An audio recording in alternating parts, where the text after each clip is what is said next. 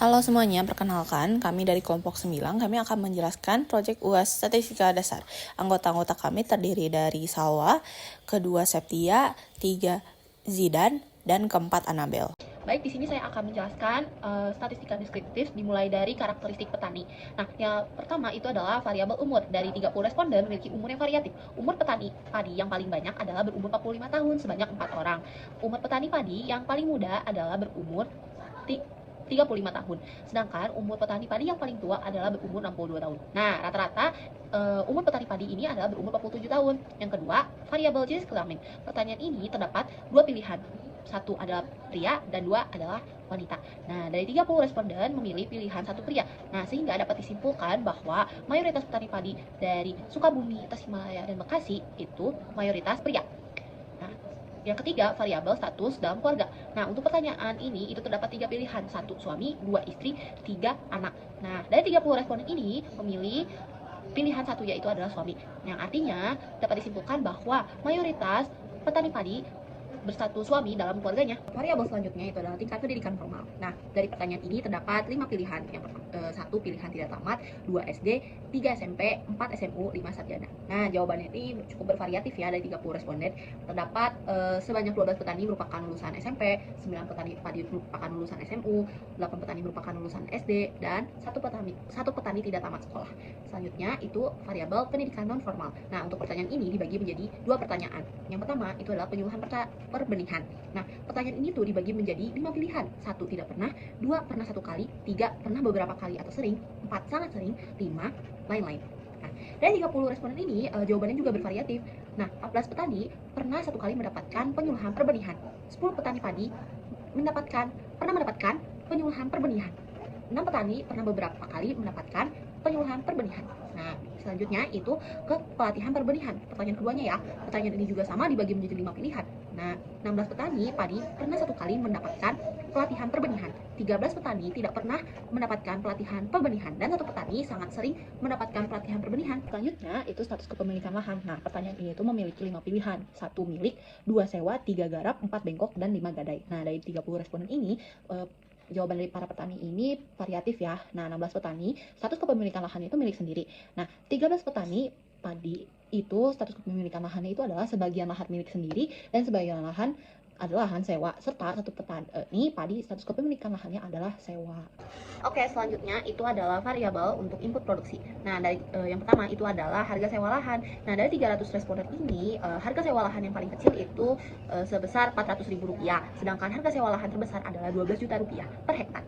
Nah, rata-rata petani membayar harga sewa sebesar Rp539.466,66 hektar per hektar. Yang kedua itu harga benih sumber. Nah, harga benih sumber yang paling kecil ini adalah Rp60.000 per musim, sedangkan harga benih sumber terbesar itu adalah Rp665.000 per musim. Nah, rata-rata petani padi membeli benih sumber seharga Rp330.033,33. Nah, yang ketiga itu adalah harga sewa traktor. Nah, dari 30 responden ini, harga sewa traktor yang paling kecil itu adalah Rp200.000 per hektar, sedangkan harga sewa traktor terbesar adalah Rp2.520.000 per hektar. Rata-rata petani padi membayar harga sewa traktor ini sebesar Rp1.130.666,66 per hektar. Dari 30 responden ini harga pupuknya bervariatifnya. Harga pupuk paling terkecil itu adalah Rp100.000 per musim, sedangkan harga pupuk terbesar itu adalah Rp5.550.000 per musim. Nah, rata-rata petani padi membeli pupuk itu seharga Rp20.833,33 per musim. Yang kelima itu adalah harga obat-obatan. Nah, dari 30 responden ini harganya juga bervariatif ya. Harga obat-obatan paling terkecil itu ada Rp20.000 per musim dan harga obat-obatan yang paling terbesar itu adalah Rp7.500.000 per musim. Nah, rata-rata petani padi membeli obat-obatan seharga Rp2.354.666,666 per musim. Nah, yang terakhir itu adalah upah tenaga kerja. Nah, dari upah 30 responden ini, upah yang paling kecil itu adalah Rp20.000 per musim, sedangkan upah paling terbesar itu adalah Rp19.372.500 per musim. Nah, rata-rata petani padi mendapatkan upah tenaga kerjanya itu sebesar Rp5.459.333,33 per musim. Nah, yang terakhir itu adalah produktivitas. Nah, produktivitas padi paling terkecil itu adalah 1 ton per hektar, sedangkan produktivitas padi terbesar adalah 19,95 ton per hektar. Rata-rata produktivitas padi adalah 6,84 ton per hektar. Selanjutnya ada uji perbedaan pada data. Untuk uji ini dapat dilakukan dengan dua cara. Yang pertama dengan uji ANOVA atau yang kedua dengan uji Kruskal-Wallis. ANOVA atau Analysis of Variance adalah salah satu statistik parametrik yang melakukan pengujian kemungkinan perbedaan antara 3 data atau lebih secara signifikan dengan persyaratan wajib bahwa data tersebut berdistribusi normal. Untuk pengecekannya dapat dilakukan dengan test of normality, di mana tes ini menguji apakah data tersebut berdistribusi normal atau tidak. Untuk uji ANOVA ditemukan pada tahun 1918 di Inggris oleh Ronald Elmer Fisher, seorang statistik modern Inggris. Uji ini adalah kembangan dari uji T. Lalu selanjutnya ada uji Kruskal-Wallis, di mana ini adalah statistik non-parametrik atau uji yang dilakukan alternatif apabila uji ANOVA tidak bisa dilakukan karena data tidak berdistribusi normal. Untuk Kruskal-Wallis sendiri, karena dia non-parametrik, jadi tidak ada persyaratan tertentu untuk melakukan pengujian ini. Uji Kruskal-Wallis ditemukan pada tahun 1952 dan ditemukan oleh William H. Kruskal dan W. Allen Wallis. Hasil dari uji ini adalah kembangan dari uji Mann-Whitney-Yu yang hanya untuk 2 kelompok sebelumnya. Untuk slide selanjutnya, ini ada contoh data yang berdistribusi normal dan tidak. Cara lihatnya tuh bisa dari hasil p-value yang ada di kolom bagian sig, di mana jika hasilnya kurang dari 0,05, maka data tersebut tidak berdistribusi normal. Namun sebaliknya, kalau lebih dari 0,05, maka data berdistribusi normal. Dan bisa dilihat di data sebelah kiri, pada daerah 1 dan 3, data kurang dari 0,05, maka pada daerah 1, 2, dan 3 tidak memungkinkan untuk melakukan uji ANOVA, maka harus dilakukan uji Kruskal-Wallis. Namun pada tabel sebelah kanan bisa dilihat bahwa ketiga daerah memiliki hasil p-value lebih dari 0,05, maka bisa disimpulkan bahwa datanya berdistribusi normal. Oleh karena itu dapat dilanjutkan untuk melakukan uji ANOVA. Setelah melakukan test of normality, apabila data berdistribusi normal, maka dapat dilanjutkan untuk melakukan tes ANOVA. Bisa dilihat dari kedua tabel yang ada. Di sini ada tabel usia dan juga tabel luas lahan. Bisa dilihat bahwa pada tabel usia, hasil dari p-value-nya melebihi 0,05, sedangkan pada luas lahan, p-value-nya kurang dari 0,05. Ini menyatakan bahwa usia petani pada daerah 1, 2, dan 3 tidak memiliki perbedaan yang signifikan. Namun sebaliknya, pada bagian luas lahan, karena p-value-nya kurang dari 0,05, maka ada perbedaan yang secara signifikan pada daerah 1, daerah 2, dan daerah 3.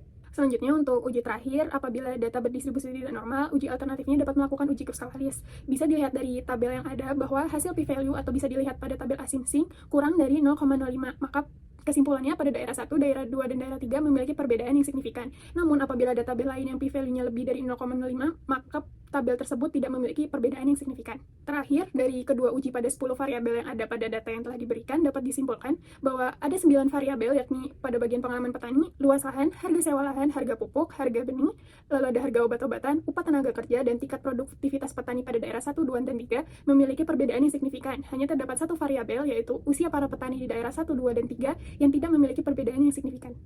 Selanjutnya, kita akan membahas mengenai hubungan antara perilaku petani dengan produktivitas pada kelompok tani dengan menggunakan teknik uji korelasi. Uji korelasi bertujuan untuk mengetahui tingkat keeratan hubungan antara variabel yang dinyatakan dengan koefisien korelasi atau biasa disimbolkan dengan huruf R. Dalam analisis korelasi, kita menggunakan nilai signifikasi yang juga dilambangkan sebagai huruf P. Nilai signifikasi ini untuk menentukan apakah hubungan tersebut bermakna secara statistika. Jika nilai signifikasi kurang dari 0,05, kita menyimpulkan bahwa variabel tersebut berkorelasi. Sebaliknya, jika lebih dari 0,05, kita simpulkan tidak ada korelasinya. Tidak hanya ada atau tidaknya korelasi, kita juga bisa mengukur seberapa kuat korelasi tersebut. Dari rentang 0,00 hingga 0,2 itu menyatakan tidak ada korelasi. 0,21 hingga 0,4 menyatakan korelasinya lemah, 0,41 hingga 0,6 sedang, 0,61 hingga 0,8 kuat, dan 0,81 hingga 1 adalah korelasi sempurna.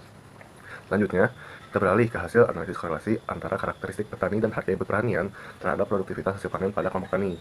Yang pertama ada antar umur dan produktivitas yang pada bagian karakteristik. Dari analisis ini ditemukan tidak ada hubungan signifikasi antara umur petani dan produktivitas yang ditunjukkan pada koefisien korelasi pada angka 0,06 dan nilai signifikasi yang 0,75 yang dapat disebutkan faktor usia tidak menjadi penentu keberhasilan panen dalam kelompok ini. Yang kedua ada jenis kelamin versus produktivitas. Analisa ini tidak dapat dilakukan karena data jenis kelamin bersifat konstan. Hal ini menunjukkan bahwa dalam sampel kita seluruh responden memiliki jenis kelamin yang sama responden. Data yang terdapat adalah angka 1 yang dimana itu melambangkan sebagai pria atau lelaki. Lalu status keluarga dan produktivitas sama dengan seperti jenis kelamin tidak dapat dilakukan karena variabel status keluarga memiliki nilai yang sama untuk seluruh responden dengan seluruh data bagaimana satu yang mensimbolkan suami pendidikan formal antar produktivitas. Terdapat hubungan positif signifikan antara pendidikan dengan produktivitas. Meskipun kekuatannya termasuk kategori lemah hingga sedang, ini menunjukkan bahwa pendidikan formal memberikan kontribusi, namun bukan faktor utama. Yang kedua, selanjutnya, yaitu penyuluhan. Penyuluhan tidak ditemukan bukti hubungan antara penyuluhan perbandingan dengan produktivitas, yaitu dengan koefisien korelasi yang menunjukkan pada angka 0,662 dengan nilai signifikasi 0,23. Hasil ini cukup mengejutkan karena bertentangan dengan teori umum yang dimana penyuluhan itu dapat mempengaruhi produktivitas. Selanjutnya itu ada pelatihan. Ada tren negatif yang lemah antara pelatihan dan produktivitas, namun tidak signifikan pengalaman petani dengan produktivitas. Meskipun ada tren positif pada koefisien korelasi yang menunjukkan angka di 0,31, hubungan pengalaman petani dengan produktivitas signifikan karena nilai signifikannya itu 0,096, yang dapat diartikan pengalaman saja tidak cukup untuk menyamping peningkatan hasil panen. Lalu karakteristik yang terakhir yaitu ada luas lahan. Ini temuan yang cukup krusial, yaitu ada korelasi kuat dan signifikan antara luas lahan dengan produktivitas, yaitu dengan nilai koefisien korelasinya pada angka 0,868 dengan nilai signifikasinya kurang dari 0,01. Yang dapat disimpulkannya itu adalah semakin luas lahan, semakin tinggi hasil panennya. Lalu kita beralih terhadap harga input pertanian kepada produktivitas pertanian. Yang pertama itu yang pertama sewa lahan. Sewa lahan menunjukkan hubungan yang sangat kuat yang berada pada angka koefisien korelasinya 0,91 dengan nilai signifikasi kurang dari 0,01. Ini menyebutkan harga sewa yang lebih tinggi berkorelasi dengan produktivitas yang lebih tinggi. Harga benih juga pun berkorelasi sempurna dengan nilai koefisien korelasi yang berada pada angka 0,97 dengan nilai signifikasinya kurang dari 0,01. Ini dapat disimpulkan juga investasi benih berkualitas berdampak langsung pada hasil panen. Sewa mekanisme juga membuktikan bahwa mekanisme itu terbukti penting dengan nilai koefisien korelasinya 0,857 dengan nilai signifikasinya juga kurang dari 0,01 penggunaan traktor berkaitan dengan peningkatan produktivitas. Lalu selanjutnya ada harga pupuk. Harga pupuk juga memberikan kesimpulan hubungan yang cukup kuat, yaitu dengan nilai koefisien korelasinya itu pada angka 0,894 dengan nilai signifikasinya juga yang kurang dari 0,01. Ini dapat disimpulkan bahwa pupuk berkualitas merupakan faktor kunci keberhasilan panen. Lalu yang terakhir ada obat-obatan dan tenaga kerja. Kedua variabel menunjukkan korelasi sangat kuat dengan nilai koefisien korelasi yang sama pada angka 0,84 dan nilai signifikasi yang sama pada 0,01, menekankan pentingnya pengendalian hama dan juga kualitas sumber daya manusia. Assalamualaikum warahmatullahi wabarakatuh. Sebelum memperkenalkan, nama saya Septia Chelsea Arifin Putri dengan NPM Mahir 124. Di sini saya akan menjelaskan bagian dari faktor-faktor yang mempengaruhi produktivitas padi. Nah, dari 30 data yang sudah diuji, diketahui faktor-faktor yang mempengaruhi produktivitas padi itu ada di biaya benih, biaya pupuk, biaya obat, upah tenaga kerja, dan luas lahan.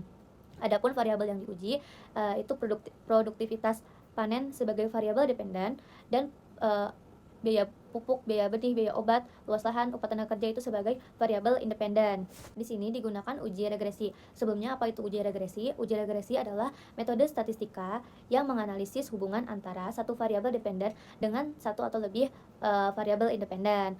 Nah, dari hasil uji regresi yang sudah dilakukan, itu menunjukkan bahwa sebagian besar input produksi memiliki hubungan positif dan signifikan terhadap produktivitas panen. Terlihat bahwa variabel yang memiliki korelasi sangat tinggi itu ada di luas lahan dengan korelasi 0,868, biaya benih 0,844, biaya pupuk 0,825, biaya obat 0,809, dan upah tenaga kerja 0,808. Nah, dari semua faktor tersebut memiliki nilai signifikansi 0,00 yang berarti faktor tersebut tuh sangat kuat dan berhubungan positif. Di sini ada tabel dari hasil uji regresi yang sudah dilakukan. Ini itu ada yang pertama itu ada tabel untuk nilai korelasi, yang kedua itu untuk nilai signifikan, dan yang ketiga itu N itu jumlah data atau jumlah sampel. Setelah melakukan uji regresi, dilakukan uji ANOVA atau Analysis of Variance. Mengapa dilakukan uji ANOVA tersebut? Karena yang pertama itu untuk menguji hipotesis utama, dan yang kedua itu untuk memperkuat. Di sini ada tabel-tabel dari hasil dari uji ANOVA tersebut. Yang pertama itu ada model itu komponen dari model regresi dan residu. Yang kedua itu ada sum of squares, itu yang berarti penyebaran data. Yang ketiga itu DF, yang berarti degree of freedom, itu derajat kebebasan. Yang keempat itu ada mean square, itu tuh rata-rata dari sum of square yang di tabel kedua. Yang kelima itu ada F itu mean square regression dibagi mean square residual. Nah, yang terakhir itu sig, itu nilai dari signifikansi. Nah, dan yang terakhir itu ada grafik. Grafik ini menunjukkan bahwa uji regresi yang sudah dilakukan itu sudah memenuhi syarat dengan menyebar data secara normal dan merata. Sekian dari saya. Wassalamualaikum warahmatullahi wabarakatuh. Oke, kesimpulan dari laporan ini adalah hasil penelitian 30 responden pada 3 daerah di Kabupaten Sukabumi, Tasikmalaya, dan Bekasi menyatakan faktor-faktor yang memengaruhi produktivitas padi Indonesia dipengaruhi oleh luas lahan, input produksi kayak seperti benih, pupuk, obat-obatan, dan upah tenaga kerja, serta pengalaman dan pendidikan formal petani. Analisis statistik dapat dilakukan dengan uji ANOVA dan Kruskal-Wallis. Terdapat perbedaan signifikan produktivitas padi antara daerah yang dapat dipengaruhi oleh sumber daya alam, modal, dan infrastruktur. Analisa data menunjukkan perilaku dan karakter petani memengaruhi produktivitas padi dengan dampak yang berbeda. Aspek teknis saja tidak cukup tanpa manajemen usaha tani yang baik. Petani perlu berinvestasi pada input yang berkualitas. Pentingnya peningkatan akses petani terhadap modal atau input produksi berkualitas, pengelolaan lahan sampai optimal, serta kebijakan yang mendukung untuk meningkatkan produktivitas dan kesejahteraan petani padi. Sekian dari kelompok kami. Wassalamualaikum warahmatullahi wabarakatuh.